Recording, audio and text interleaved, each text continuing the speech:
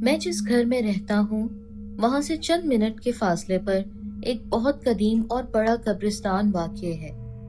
ہمارے گھر کو جانے والا راستہ قبرستان سے ہی گزرتا ہے۔ راستے کے دونوں طرف بڑے بڑے درخت پھیلے ہوئے ہیں۔ دور دور تک پھیلے ہوئے یہ درخت ایک عجیب و غریب اور بڑا خوفناک منظر پیش کرتے ہیں۔ یہ قبرستان جنوں اور بھوت پریت کی وجہ سے بہت مشہور ہے۔ آج بھی اس قبرستان کے عین وسط میں سفید مٹی کا صاف میدان موجود ہے جہاں کوئی قبر کھودی نہیں جاتی۔ یہ جنوں کی رہائش گاہ ہے۔ دن کے وقت بھی اس میدان کو دیکھ کر خوف آتا ہے۔ رات کا سناٹا تو پھر اس کے خوف میں مزید اضافہ کر دیتا ہے۔ یہ میرے بچپن کے دن تھے۔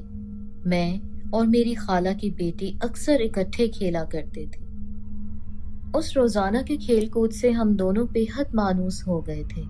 سودا صرف لینے کے لیے ہم بازار بھی اکٹھے جاتے۔ میں ان دنوں 7ویں جماعت میں تھا۔ میری کزن عمر میں مجھ سے بڑی تھی۔ امی کہا کرتی تھی کہ جب بھی گوشت لینے کے لیے جاؤ تو تھیلے میں چھری یا چاقو رکھا کرو۔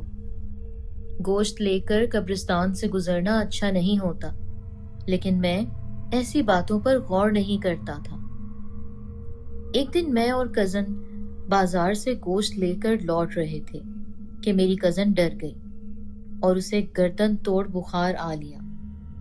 تھوڑے ہی دنوں میں دیکھتے ہی دیکھتے وہ اپنے خالق حقیقی سے جا ملی۔ اس کی موت کا مجھے بے حد صدمہ ہوا۔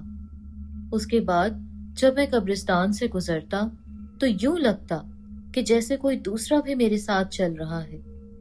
قدموں کی آہٹ صاف مجھے سنائی دیتی، لیکن نانا جی کی ہدایت کے مطابق میں پیچھے مڑ کر نہیں دیکھتا۔ تاہم خوف کے مارے سردی میں بھی پسینے چھوٹتے تھے۔ چونکہ میرے گھر کا کوئی دیگر راستہ نہ تھا، اس لیے قبرستان سے گزرنا میری مجبوری تھی۔ پھر ایک نیا سلسلہ چل نکلا کہ اگر میں دن کو گزرتا تھا تو یوں لگتا تھا کہ کوئی مجھے آواز دے رہا ہے۔ کبھی میں اپنے پیچھے قدموں کی آہٹ سنتا، کبھی کانوں میں پھونک کی آواز یا کتے کے بھونکنے کی آواز سنائی دیتی۔ ایک رات عجیب معاملہ ہوا۔ میری وہی کزن میرے خواب میں آ کر مجھ سے کھیلتی رہی۔ پھر عالم خواب میں وہ مجھ سے بولی، آؤ میں تمہیں اپنا گھر دکھاتی ہوں۔ وہ مجھے اپنی قبر پر لے گئی۔ ہمارے پہنچتے ہی قبر کھل گئی اور ہم سیدھے قبر کے اندر چلے گئے۔ ہمارے اندر جانے کے بعد قبر بند ہو گئی اور ہم گپ شپ کرنے لگے۔ پھر میری کزن نے کہا، تم بیٹھو، میں تمہارے لیے کچھ کھانے کو لاتی ہوں۔ وہ تھوڑی دیر بعد میرے لیے چائے لے کر آئی۔ جب میں نے چائے پکڑنا چاہی اور اس کے منہ کی طرف دیکھا تو اس کا خوبصورت چہرہ بھیانک شکل اختیار کر چکا تھا۔ دانت بہت لمبے تھے اور بڑے بڑے بال تھے، اور خوفناک ہنسی ہنستی ہوئی وہ میری طرف بڑھنے لگی۔ اسی اثنا میں خوف کے مارے میری آنکھ کھل گئی، اور جب میں بیدار ہوا تو میرے جسم پر لرزہ طاری تھا۔ پھر یہ سلسلہ تسلسل اختیار کر گیا۔ جب میری آنکھ لگتی وہ خواب میں آ جاتی اور مجھے اپنا گھر دکھانے کے بہانے اپنی قبر میں لے جاتی۔ پھر خوفناک شکلیں بنا کر مجھے ڈراتی تھی۔ اب تو یہ حالت ہو گئی تھی کہ دن کو بھی ڈر لگنے لگا تھا۔ آخر کار میں نے تنگ آ کر یہ فیصلہ کیا کہ ایسے ڈر کر زندہ رہنے سے بہتر ہے کہ میں مر جاؤں یا پھر مار ڈالوں۔ ایک دن میں اپنے اس فیصلے کو عملی جامہ پہنانے دوپہر کے وقت قبرستان میں موجود 2 جڑواں درختوں کے پاس کلہاڑی لے کر پہنچ گیا، جن کے ساتھ زیارتوں والا ایک کمرہ بھی تھا۔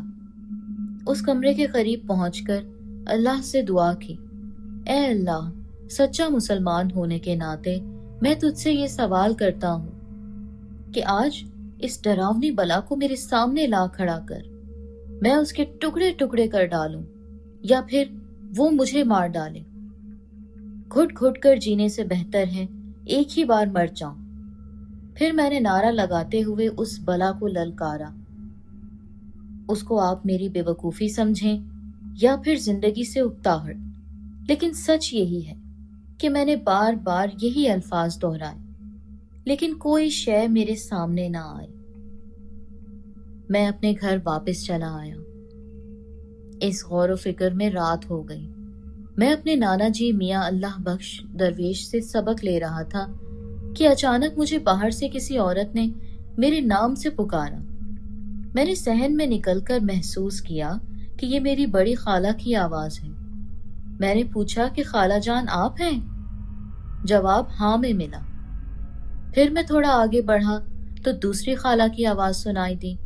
میں نے پھر ان کے نام سے پوچھا، جواب پھر ہاں میں ملا۔ پھر مجھے ایک تیسری آواز سنائی دی تو میں نے اپنی تیسری خالہ سمجھتے ہوئے کزن کا پوچھا، کیا وہ بھی ساتھ ہے؟ تو جواب پھر بھی ہاں میں ملا۔ میں بیرونی دروازے کی جانب بڑھ رہا تھا۔ چند قدموں پر تھا کہ کسی نے میرے کان میں آ کر کہا، درود شریف پڑھو اور آگے مت جاؤ۔ میرے قدم وہیں رک گئے اور سانسیں تھم سی گئیں اور جسم میں کپ کپی ہونے لگی۔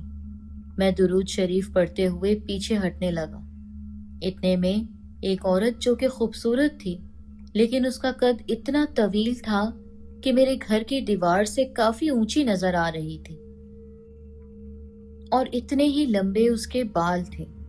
لباس بالکل سیاہ تھا۔ وہ مجھے مخاطب کر کے کہنے لگی، اگر تم مجھ تک پہنچ جاتی تو میں تمہاری دلیری کا وہ مزہ چکھاتی کہ تم کبھی نہ بھولتے، مر کر بھی نہیں۔ میں تمہیں بتاتی کہ کس طرح تم نے قبرستان میں جا کر مجھے للکارنے کی جرت کی۔ اس نے کچھ اور بھی کہا اور ہنسنے لگی، مگر میں الٹے پاؤں چلتا ہوا کمرے میں داخل ہو گیا۔ میں بہت گھبرایا ہوا تھا۔ جب نانا جی نے پوچھا تو میں نے سارا ماجرا انہیں سنایا۔ انہوں نے مجھے دم کیا اور آئندہ ایسی حرکت کرنے سے منع کیا۔ اس واقعے کے بعد آج بھی میں قبرستان سے گزرتے وقت درود شریف کا سہارا لیتا ہوں۔